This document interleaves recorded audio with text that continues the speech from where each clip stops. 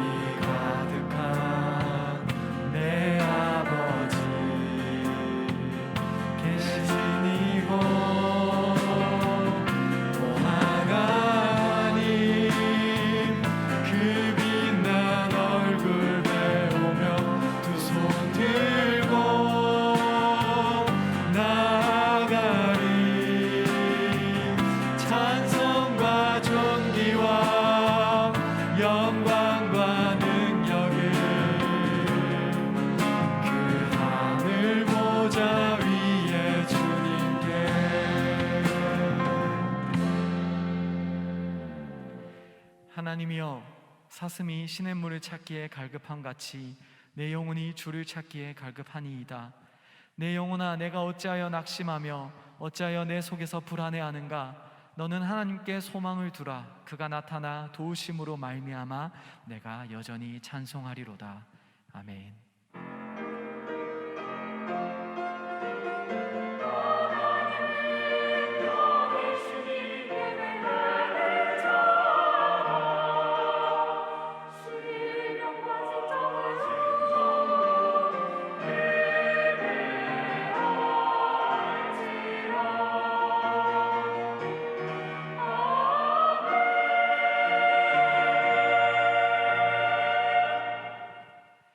저희의 예배를 받으시는 하나님 아버지, 이곳에 임하셔서 간절한 마음으로 드리는 저희의 예배를 받아 주옵소서.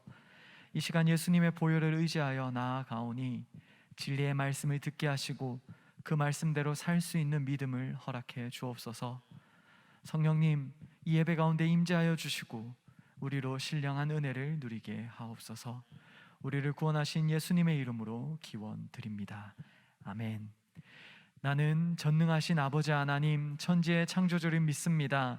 나는 그의 유일하신 아들 우리 주 예수 그리스도를 믿습니다. 그는 성령으로 잉태되어 동정녀 마리에게서 나시고 본디어 빌라도에게 고난을 받아 십자가에 못 박혀 죽으시고 장사된 지 사흘 만에 죽은 자 가운데서 다시 살아나셨으며 하늘에 오르시어 전능하신 아버지 하나님 우편에 앉아 계시다가 거기로부터 살아있는 자와 죽은 자를 심판하러 오십니다. 나는 성령을 믿으며 거룩한 공교회와 성도의 교제와 죄를 용서받는 것과 몸의 부활과 영생을 믿습니다. 아멘. 이 시간 우리의 왕 되신 주님 앞에 우리가 함께 고백하며 가사를 묵상하며 찬양으로 나아가도록 하겠습니다.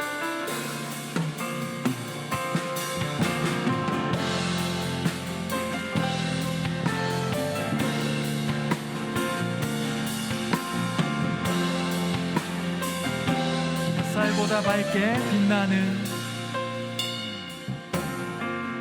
햇살보다 밝게 빛나는 주의 영광, 모든 어둠 물리치네. 누구도 주 앞에 다가설 수 없네. 주의 거룩한 보좌 앞에 오직 주의 보혈, 주의 긍휼을 의지하여 나가리. 왕 되신 주 앞에 나 경배합니다. 주님만 찬양받기 합당하시니 큰 존귀와 영광 홀로 받으소서.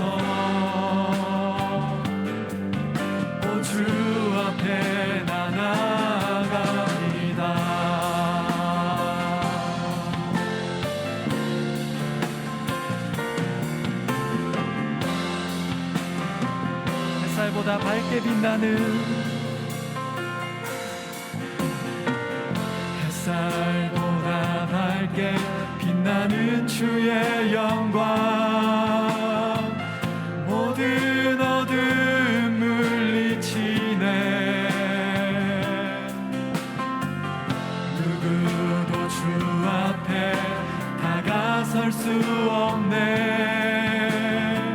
주의 거룩한 보좌 앞에 오직 주의 보혈 주의 긍휼을 의지하여 나가리 왕 대신 주 앞에 나 경배합니다 주님만 찬양받기 합당하시니 큰 존귀와 영광 홀로 받으소서 주 앞에 나 나아갑니다 왕 대신 주님께 나아갑니다 왕 대신 주 앞에 나 경배합니다 주님만 찬양받기 합당하시니 큰 존귀와 영광 홀로 받으소서 주 앞에 나 나아갑니다 오 주님 내가 나아갑니다 오 주님 내가 나아갑니다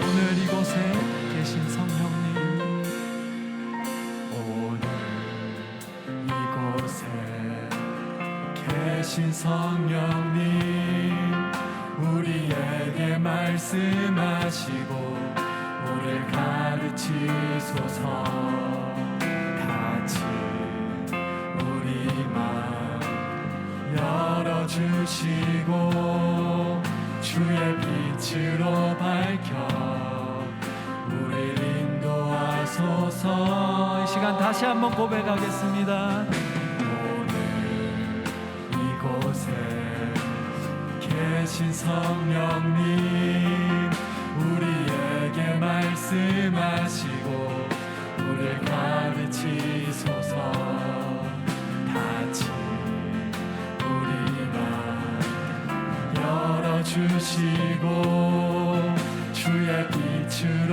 밝혀 우리를 인도하소서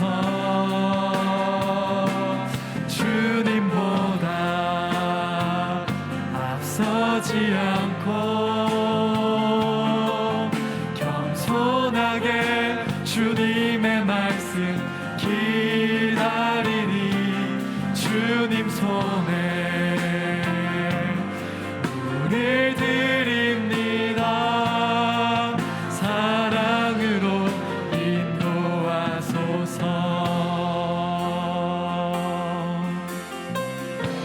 다시 한번 고백하겠습니다 오늘 이곳에 계신 성령님 우리에게 말씀하시고 우리를 가르치소서 같이 우리 마음 열어주시고 주의 빛으로 밝혀 우리를 인도하소서 주님보다 앞서지 않고 겸손하게 주님의 말씀 기다리니 주님 손에 우릴 드립니다 사랑으로 인도하소서 주님보다 앞서지 않고 주님보다 앞서지 않고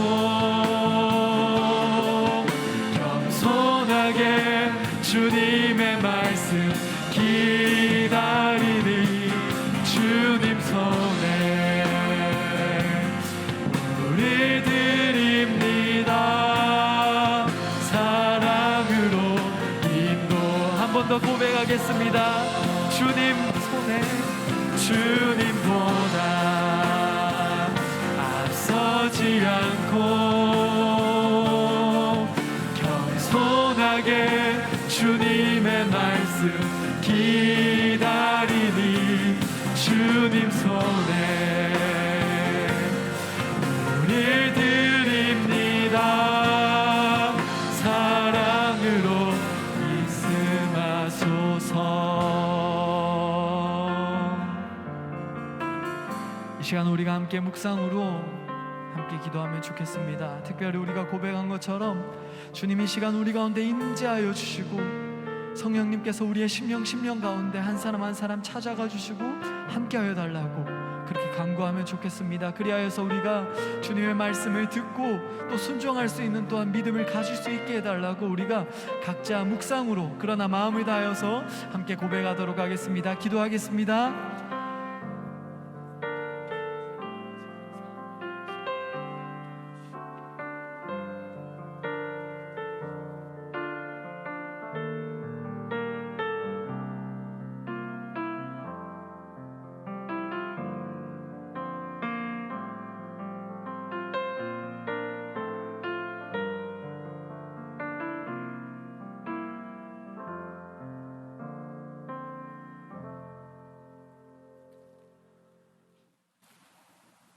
사랑이 많으신 하나님 아버지, 오늘 우리에게 호흡을 허락하여 주심에 감사합니다.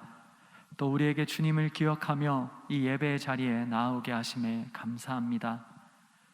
그리고 이 예배 자리에서 함께 예배드릴 수 있는 믿음의 형제 자매들을 허락하여 주심에 감사합니다. 장맛비와 여름 더위 가운데서도 안전히 지켜주심에 감사합니다. 생각해보니 감사한 기도 제목이 우리 가운데 너무 많음을 고백합니다. 그러나 우리는 늘 우리의 우리됨으로 주님의 은혜를 잊고 제 가운데 살아갔음도 고백합니다. 주님, 우리를 불쌍히 여기시고 주님의 주님 되심으로 우리를 덮어 주시옵소서. 그리하여 우리가 주님 앞에서 용납되길 소원합니다. 더불어 하나님 아버지, 지난 한 주간 여름 수련회를 허락하여 주심에 또 감사드립니다. 특별히 리유니온이라는 주제로 공동체됨을 선포하며 함께 예배하고 은혜를 나누었습니다. 그때 그 은혜가 쏟아지지 않게 하시고 우리 공동체 안에서 계속해서 흘러가길 소원합니다. 그래서 서로가 서로를 용납하고 또 주님의 몸된 교회를 이루는 우리 정릉교회 청년부가 되길 소원합니다. 주님, 이제 주님의 말씀을 듣습니다. 말씀 선포하시는 남기훈 목사님 가운데 함께하여 주시고 성령 충만하도록 주님 임재하여 주시옵소서.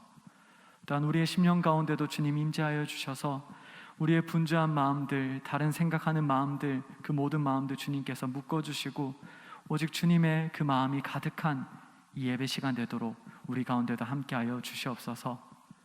이 예배 시간을 주님께 의탁드립니다. 이 모든 말씀 예수님의 이름으로 기도드리며 이제 다 함께 주님께서 가르쳐 주신 기도로 기도합니다. 하늘에 계신 우리 아버지, 아버지의 이름을 거룩하게 하시며 아버지의 나라가 오게 하시며 아버지의 뜻이 하늘에서와 같이 땅에서도 이루어지게 하소서. 오늘 우리에게 일용할 양식을 주시고 우리가 우리에게 잘못한 사람을 용서하여 준 것 같이 우리 죄를 용서하여 주시고 우리를 시험에 빠지지 않게 하시고 악에서 구하소서. 나라와 권능과 영광이 영원히 아버지의 것입니다. 아멘.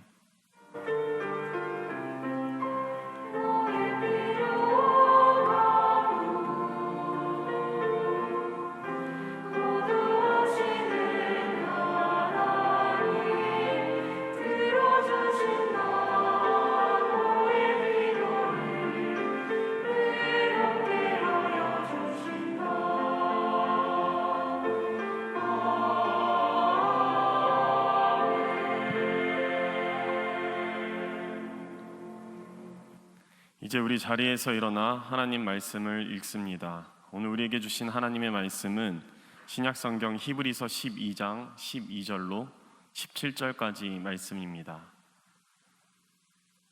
히브리서 12장의 말씀을 한 절씩 교독합니다. 그러므로 피곤한 손과 연약한 무릎을 일으켜 세우고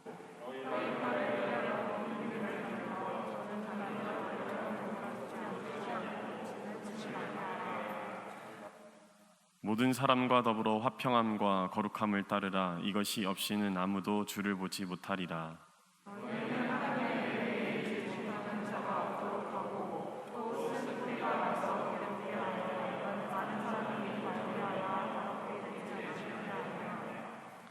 음행하는 자와 혹 한 그릇 음식을 위하여 장자의 명분을 판 에서와 같이 망령된 자가 없도록 살피라.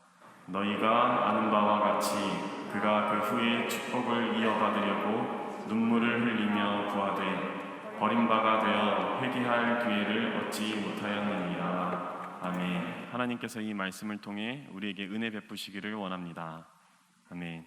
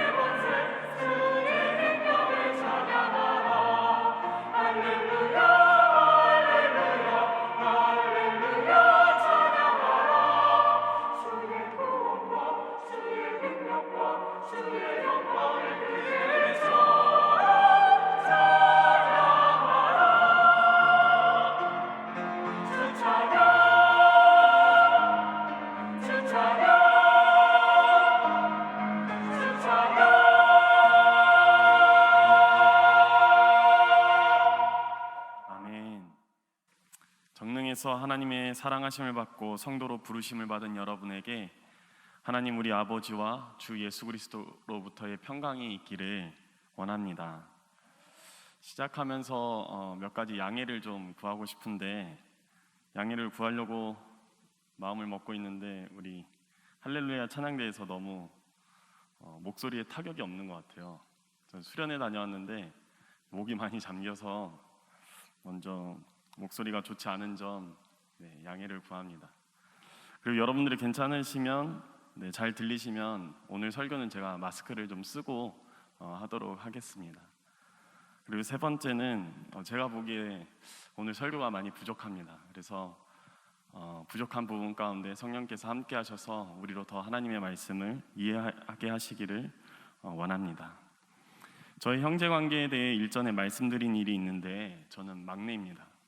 저만 그럴 수도 있는데 저는 형이 하는 일을 보고 저의 행동을 결정할 때가 많았습니다. 형이 어떤 일을 해서 혼났으면 저는 그 행동을 따라하지 않고, 형이 어떤 일을 해서 칭찬을 받으면 저도 덩달아 하는 경우가 많았습니다. 예를 들어서 형이 청소년 때 한번 염색을 한 적이 있었습니다.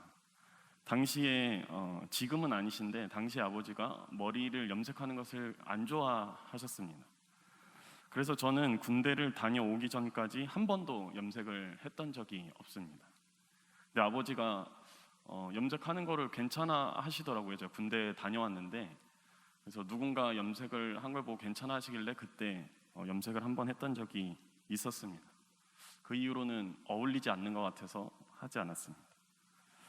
또 부모님이 외출했다가 돌아오셨을 때 형이 공부하고 있으면 그렇게 칭찬을 많이 받았습니다.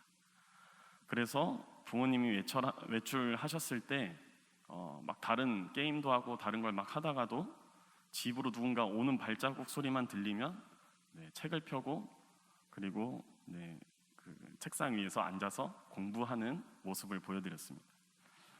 여러분은 누군가로부터 비판을 받거나 혼나는 일에 대해서 어떻게 생각하십니까? 아마 우리 중에 대부분은 타인으로부터 오는 비판의 소리를 웬만해서는 듣고 싶지 않아 할 것입니다. 우리가 살아가는 현대 문화를 떠올려 보면 어떠한 경우에서도 누군가로부터 벌을 받고 싶지 않아 하는 그런 경향이 있는 것 같습니다. 개취, 존중, 이 단어가 오늘의 문화를 어느 정도 보여주지 않습니까?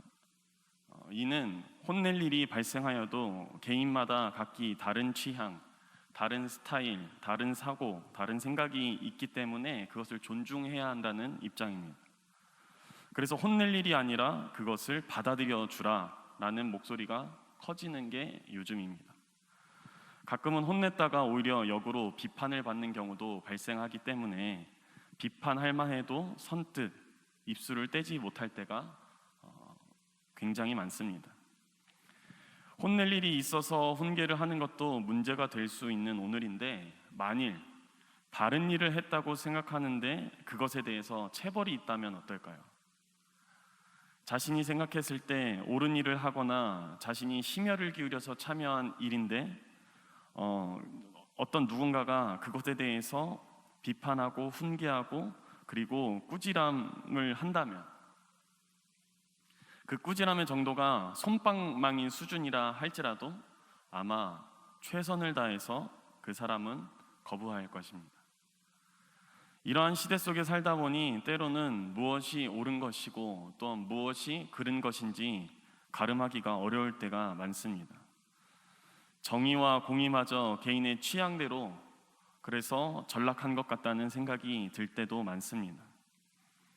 이러한 상황에서 우리 그리스도인들은 고난 앞에 어떠한 모습을 지녀야 할까요?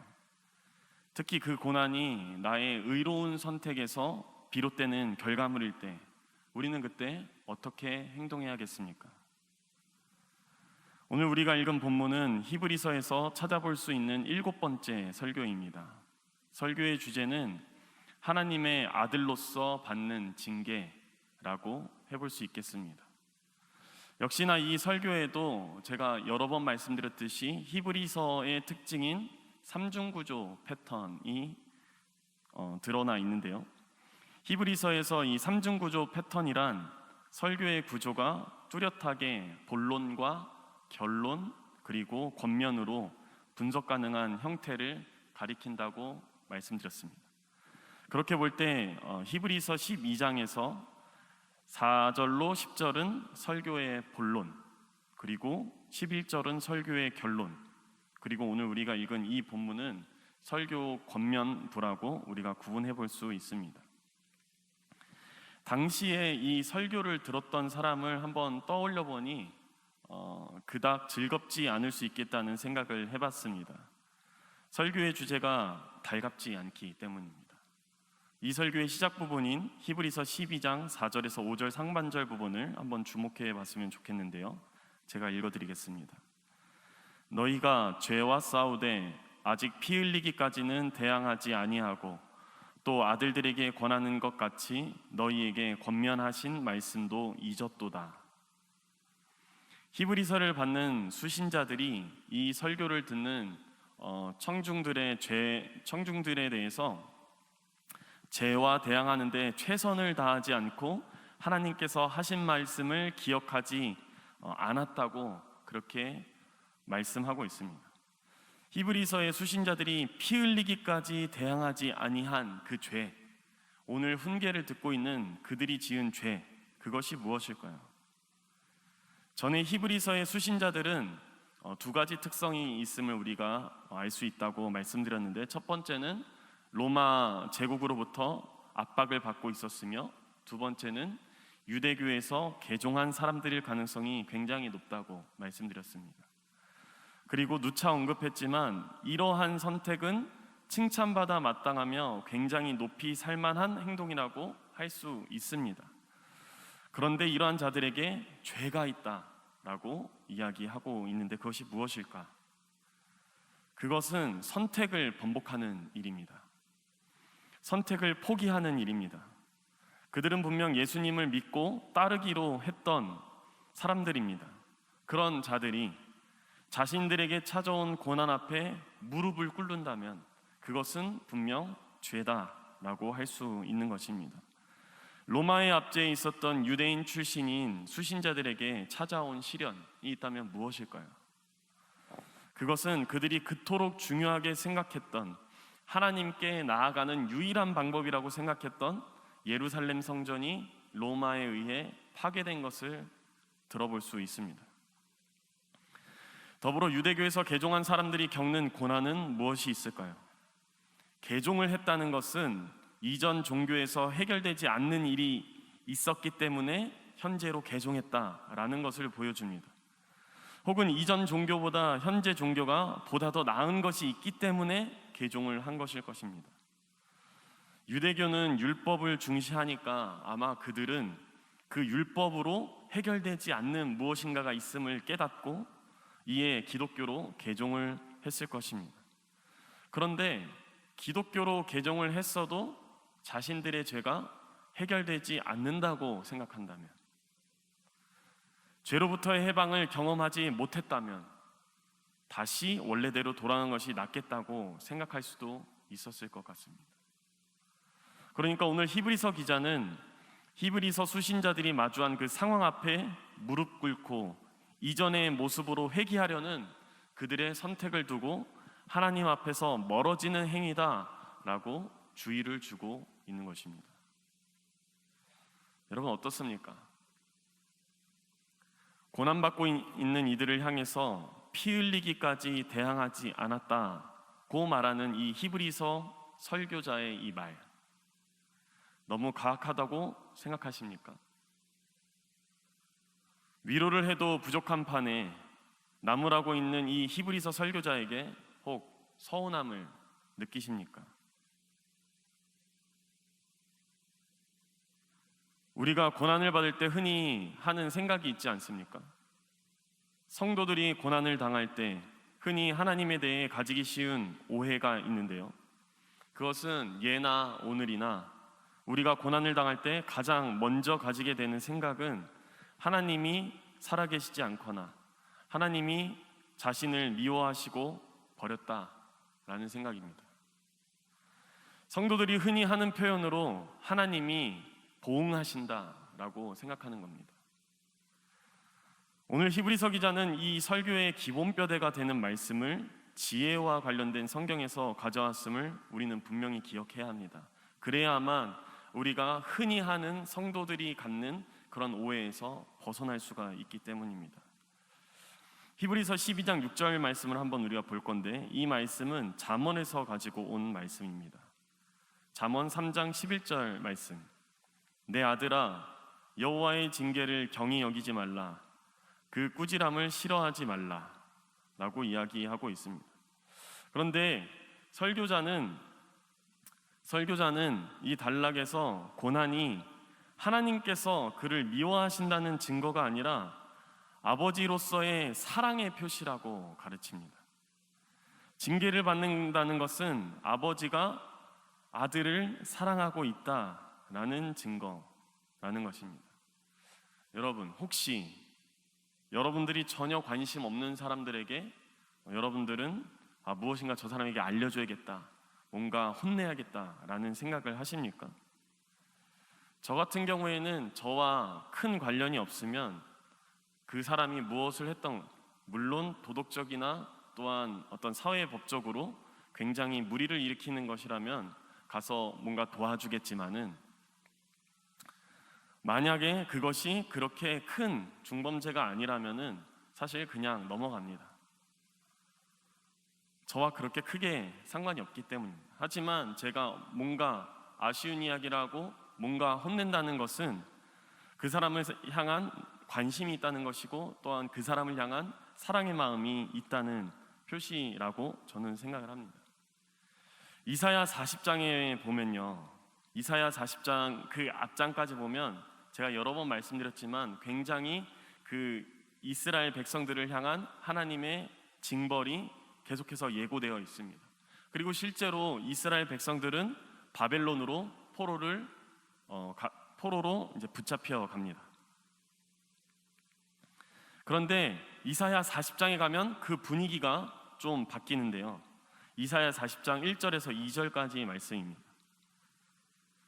너희의 하나님이 이르시되 너희는 위로하라, 내 백성을 위로하라.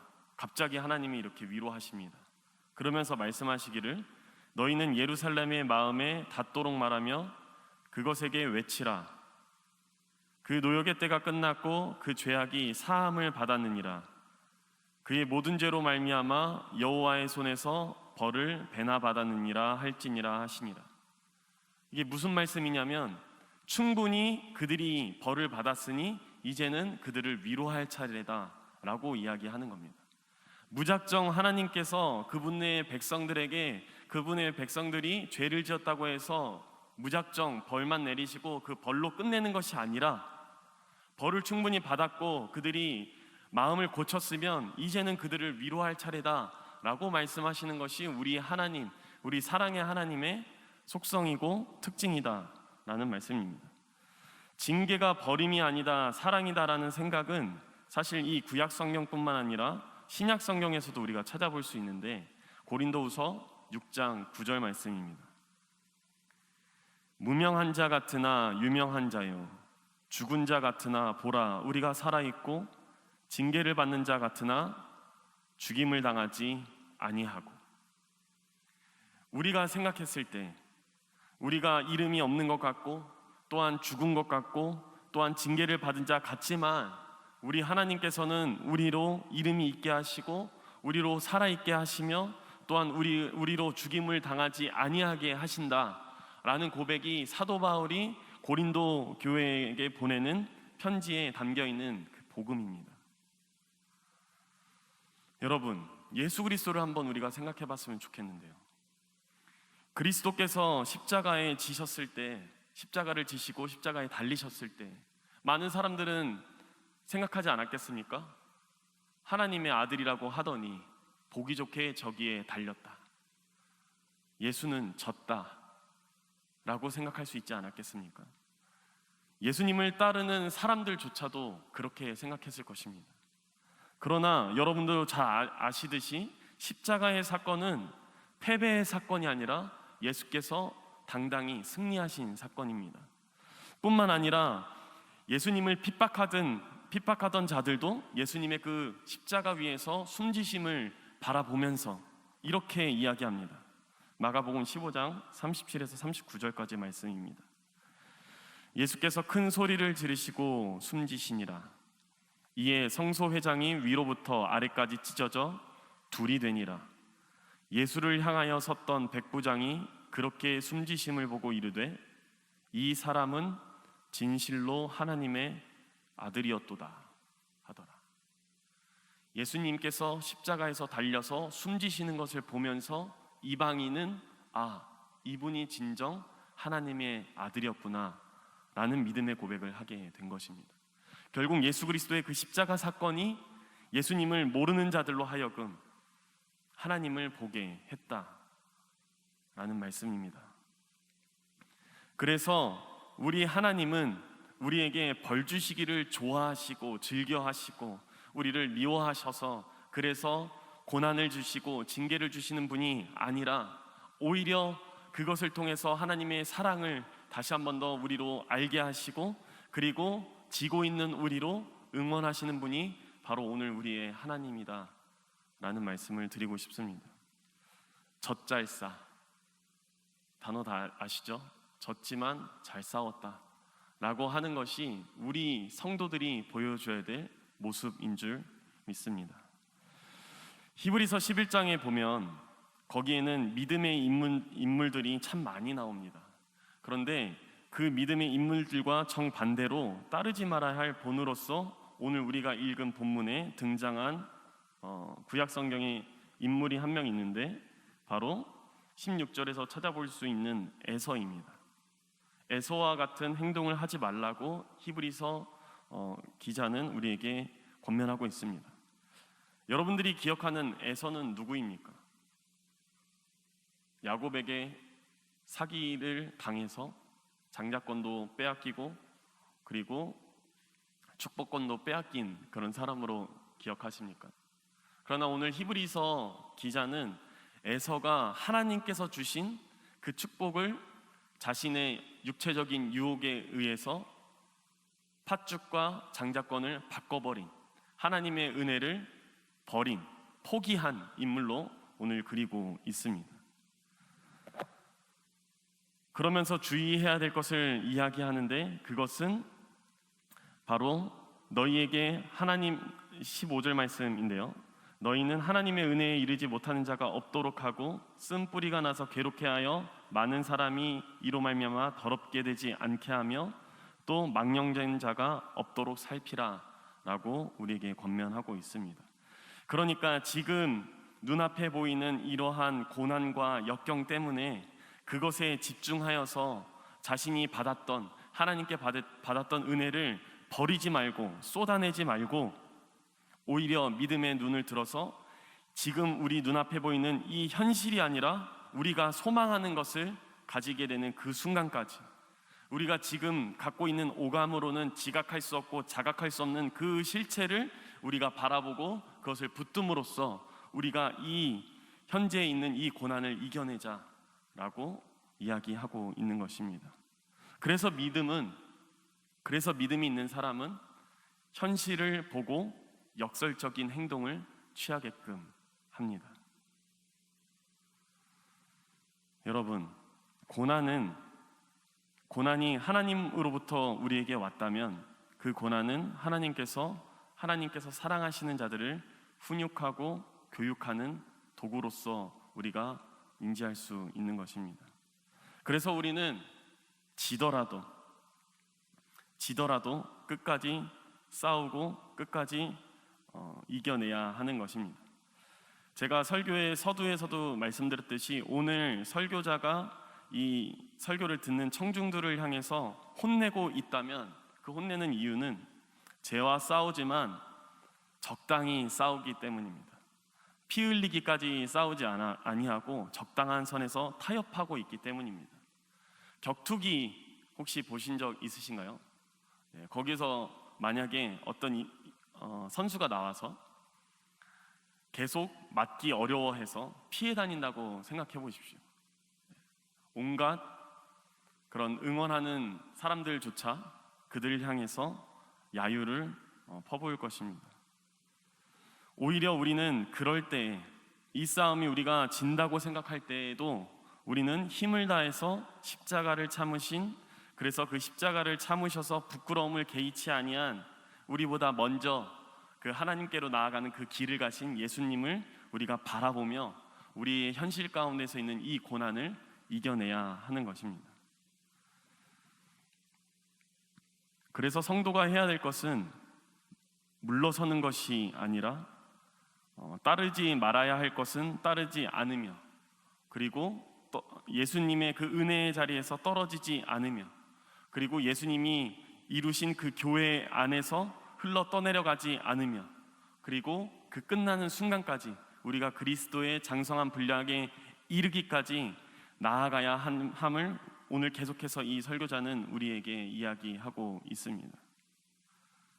성도의 가장 큰 힘, 가장 큰 무기는 예수 그리스도를 향해서 지금 현실 가운데서 인내하는 것입니다. 혹시 여러분 덩케르크라는 영화 아십니까?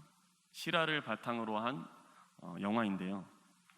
이 덩케르크의 배경을 보면 1940년에 2차 세계대전 초기에 독일군이 연합군을 초토화시키고 프랑스를 함락시킵니다. 연합군은 칼레와 덩케르크라는 곳까지 밀리다가 결국 칼레까지 함락되자 덩케르크에서 마지막 항전을 합니다.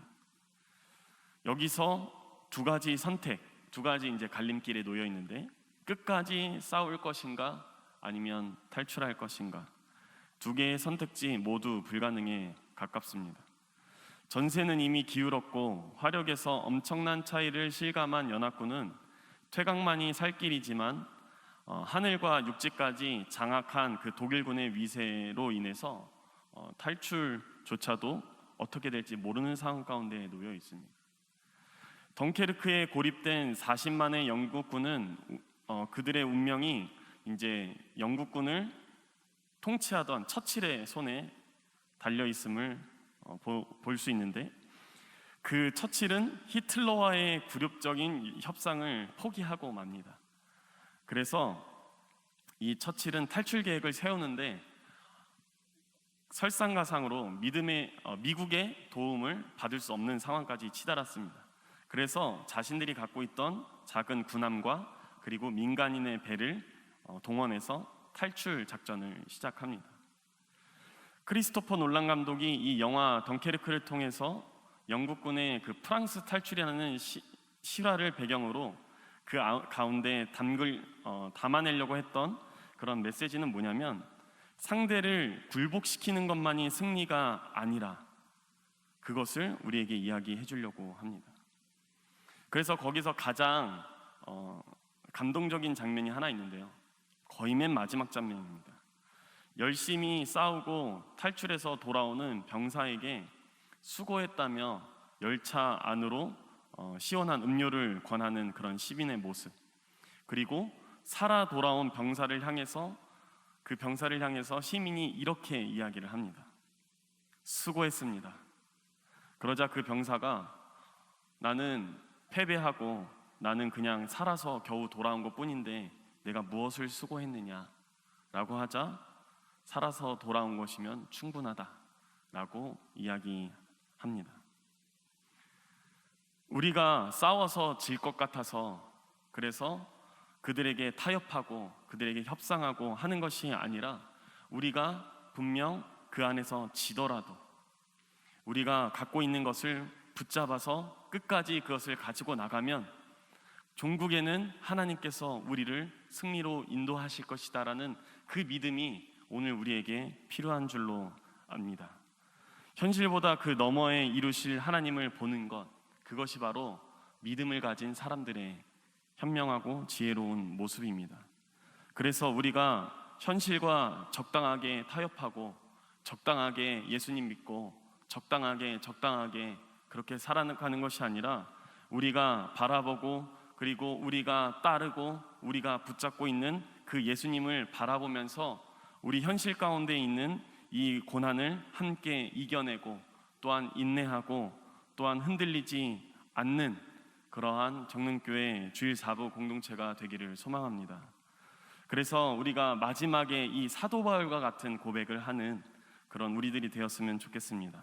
나는 선한 싸움을 싸우고 나의 달려갈 길을 마치고 믿음을 지켰으니 이제 후로는 나를 위하여 의의 면류관이 예비되었으므로 주 곧 의로우신 재판장이 그날에 내게 주실 것이며 내게만 아니라 주의 나타나심을 사모하는 모든 자에게도니라. 아멘. 우리가 현실 가운데서 믿음을 가지고 타협하지 않음으로, 우리가 그러한 거룩함을 지킴으로 우리의 모습을 통하여서 주를 보게 되는, 이 땅에 있는 모든 이들이 주를 보게 되는 놀라운 일들이 우리 가운데 일어나기를 간절히 소망합니다. 사람의 헤아림을 뛰어넘는 하나님의 평화가 여러분의 마음과 생각을 우리 주 예수 안에서 지켜주시기를 계속해서 기도하겠습니다. 아멘. 기도합니다. 하나님 아버지, 우리 눈앞에 보이는 현실이 너무나 크고 또한 고난과 역경이 우리가 너무나도 견디기 힘들어 포기하는 그런 일들이 일어나지 않도록 우리를 더욱더 붙들어 주옵소서. 우리의 다리에, 우리의 몸에 힘을 더하셔서 우리가 이 모든 것을 이겨내고 지금 당장은 아니더라도 종국에 우리에게 승리를 허락하실 그 예수 그리스도를 바라보며 우리가 믿음으로 거룩함을 지켜낼 수 있도록 주님 우리에게 힘을 더하여 주옵소서. 감사드립니다. 예수님의 이름으로 기도합니다. 아멘. 우리 이 시간 마음과 정성을 주님께 드리며 함께 찬양합니다.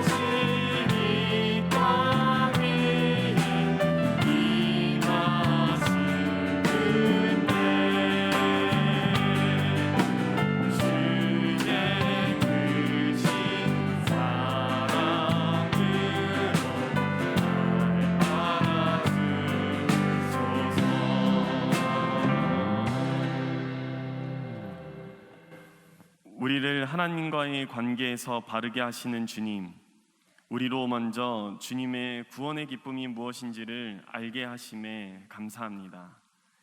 이제 우리에게 본을 보이신 주님 앞에 거룩을 다짐하며 우리의 삶과 물질을 주님께 드립니다.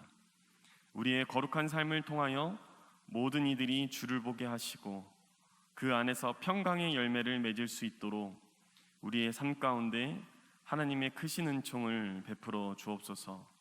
믿음의 주요 우리로 온전하게 하시는 예수님의 이름으로 기도합니다. 아멘. 교회 소식을 알려드립니다. 오늘은 집사, 권사 임직 예식이 있는 날입니다. 집사, 권사 임직자는 주보에서 보실 수 있는데요. 오늘 오후에 4시에 이 자리에서 임직 예식이 있습니다.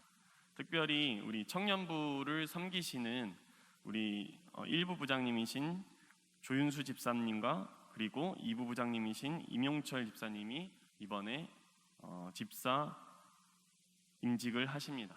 이 두 분을 위해서 우리가 더욱더 하나님의 도구로서 그리고 교회를 세워나가는 섬기는 자들로서 부족함이 없도록 계속해서 기도해 주시고 또한 축하해 주시면 감사하겠습니다.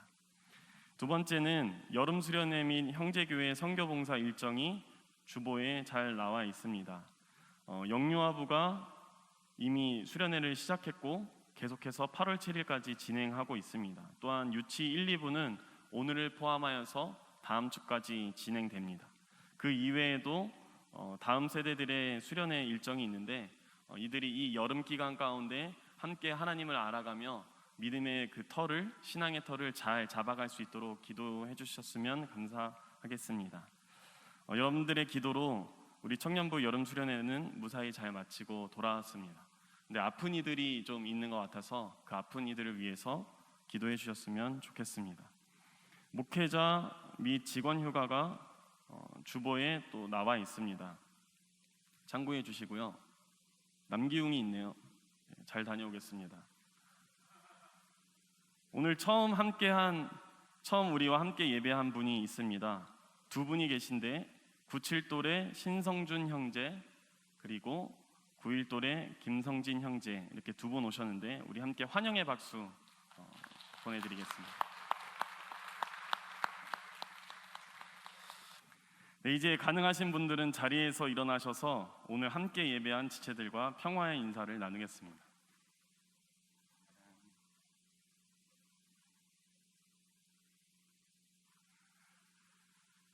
네, 이제 찬양하며 서로를 축복할까요?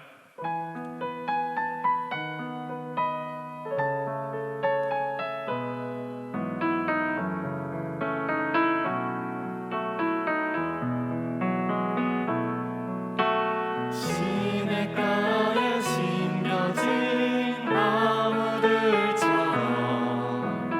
너의 삶이 주님과 늘 함께하길 기쁠 때나 슬플 때 어느 때라도 하나님 함께 하시네. 서로 서로의 삶을 응원하며 축복합니다. 공동체 고백합니다.